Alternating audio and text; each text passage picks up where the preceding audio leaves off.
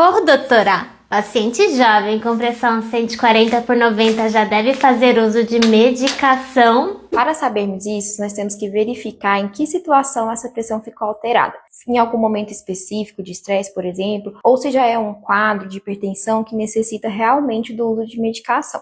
Para isso, precisamos fazer uma medida em dias diferentes. Fazer cerca de 2 a 3 medidas em dias diferentes, com intervalo de até 4 semanas. Além disso, precisamos avaliar também em consultório se a pessoa tem algum fator de risco que aumente a chance para essa pressão ficar alta. Como, por exemplo, um sobrepeso, um hábito de fumar, fazer uso de bebidas alcoólicas, tem uma alimentação mais desbalanceada, rica em embutidos, se faz manutenção do estresse, entre outros. Com essa e mais algumas informações, a gente consegue avaliar a real necessidade do uso de medicamento junto com a mudança de hábitos de vida. Ficou com mais alguma dúvida? Deixe nos comentários e aproveita e já envia para um amigo. Até mais!